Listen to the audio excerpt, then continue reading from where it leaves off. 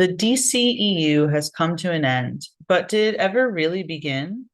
This video will take a generalized look into the DC extended universe and how a collective universe that spanned over a decade never managed to get its footing. Hi, my name is Tia. I'm the content manager for Geek Vibes Nation. Now, let's start with saying that whenever DC is involved, Marvel will always be a part of the topic. I don't think it's too far-fetched to say that the DCEU was almost born to rival the Marvel Cinematic Universe. While the MCU has certainly stumbled since Avengers Endgame, the Infinity Saga was a powerhouse that seemingly couldn't be toppled and overshadowed the DC world for a long time. Now, this was unique in on itself because for many, especially mainstream superhero fans, DC was the reigning universe. For 90s kids like myself, we grew up on the Batman animated series and Justice League cartoons. We all watched the Superman and Batman movies from the past. Iron Man who? Avengers what? No. It was all about Wonder Woman, Batman, Superman, and more. I was more than ecstatic when the Christopher Nolan trilogy came out. I loved Harley Quinn when she was first introduced in the Batman animated series. I even have multiple Batman and Joker tattoos. I think for many people my age, we were DC fans before we were ever Marvel fans. And DC was doing well on the TV front. Before the MCU really blew up, people weren't really comparing too much. We were still on the first phase of the MCU, and the DC universe was doing well on the CW. I remember when Grant Gustin first premiered as The Flash, and I think for those first 3 seasons, they were really good. The Arrowverse had a strong start that almost everyone watched on a weekly basis. And to jump ahead a little, we still recognize shows like Gotham and Doom Patrol as solid DC TV shows. 2013's Man of Steel came out and was certainly a different adaptation of the Superman we all know and love. Now, I'm not a big Zack Snyder fan, and I think some of the DCEU's problems centered around Zack Snyder, not just because I don't think he was a good fit to essentially be the DCEU's version of Kevin Feige, but because it seems that for many, they cannot let the DCEU exist without Snyder.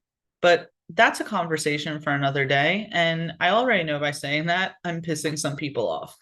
Still, Man of Steel was good, and Henry Cavill is still regarded as one of the best on screen adaptations of Superman to date. I really like Cavill as Superman. And let's get this straight, the DCEU has some good casting choices. Henry Cavill as Superman, Jason Momoa as Aquaman, Margot Robbie as Harley Quinn, and Gal Gadot as Wonder Woman. But there's been a lot of fumbles here. The first Suicide Squad was not well received, even though I personally enjoyed it. I mean, how could you have a DCEU without having a good Joker? I used to think that I really liked Jared Leto's Joker, but upon many rewatches, I understand people's feelings on him.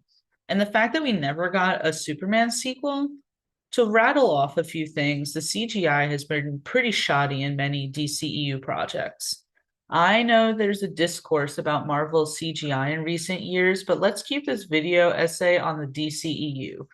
Everything about the original Justice League movie to the Flash movie really has me wondering, how is Warner Brothers allocating their resources? Because surely one of the largest movie studios ever has to have more money to get better work done. There was a lot promised in the DCEU that never happened or took forever to come out, only for it to not be worth the wait. Projects like The Flash and Black Adam took years to come out with multiple different roadblocks, only for neither project to be worth it in the end. We also had things like the Snyder Cut that essentially loomed over the fan base and still is something to argue about all these years later, even after the 4-hour unedited supercut finally released. Was the DCEU ever building up to anything? I think the reason why DC movies worked in the past is because they were self-contained. Sure, we'd get trilogies for Batman or Superman, but they never really expanded outside of their own universes. Even the Arrowverse started losing a bit of its footing when it started to go too big. But if you're making a collective universe, there has to be something that's worked towards, built up to. There were a lot of directions that led to nothing without the proper leadership behind the project to steer in the right way. Having things hinted in post-credit scenes don't mean anything if they're not going to be followed up on. The DCEU's problem was also keeping people on who were, well, let's say problematic for a variety of reasons. I'm not going to get into it here, but people like Ezra Miller and Amber Heard have both had huge controversies, and yet we're still allowed to remain in the DCEU. We're not talking about tweets that were put out over 15 years ago. We're talking about actual crimes. And when you do this as a studio, you essentially drive viewers away. They don't want to financially support your project when you have people on board who are, well, not great people. Now, the DCEU hasn't been all bad. There were specks of positivity here and there. As I said, Man of Steel was good. The first Wonder Woman movie was enjoyable. I liked both Suicide Squad films. The Peacemaker series has to have been the best thing that the DCEU put out. The first Aquaman movie had a lot of faults, but it was still good. The first Shazam was fun. Honestly, though, that was it. It's a shame, too. I just tweeted out how I think it's time we admit that a movie like Birds of Prey wasn't good, but Margot Robbie as Harley Quinn is great, and I think we all wanted to see more of Journey Smollett as Black Canary. There was a lot of waste of talent, but some good utilization.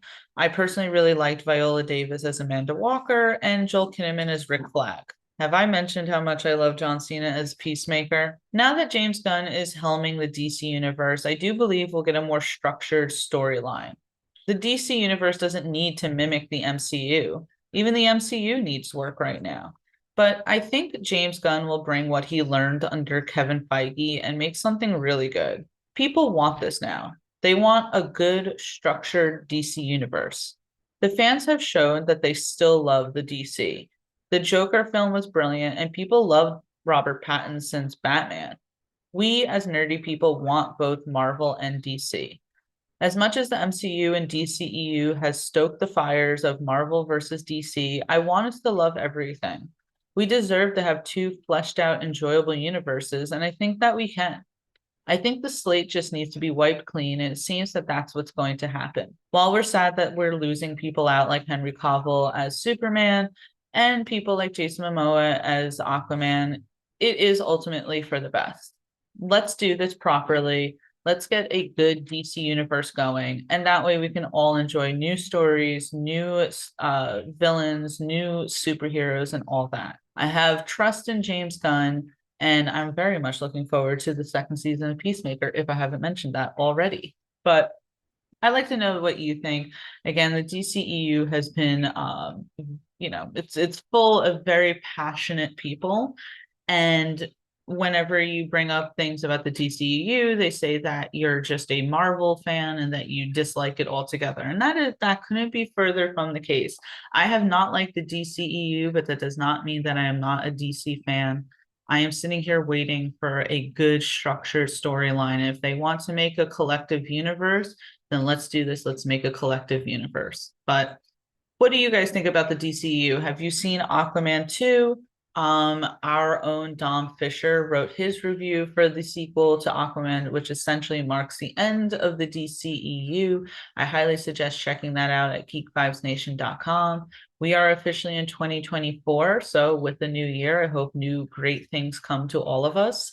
And if you're not subscribed, please subscribe. We do a lot of awesome things. I just actually recently interviewed Joel Kinnaman, not for a DC project, but for his Apple TV Plus shows For All Mankind, which is currently in its fourth season, and a very good watch if you've never checked that out.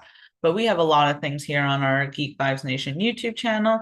And if you would prefer to read instead of listening, we also have geek5snation.com, where we have plenty of reviews, thought pieces, listicles, and all that fun stuff. I'm Tia Fabi, your content manager. And until next time, guys, bye.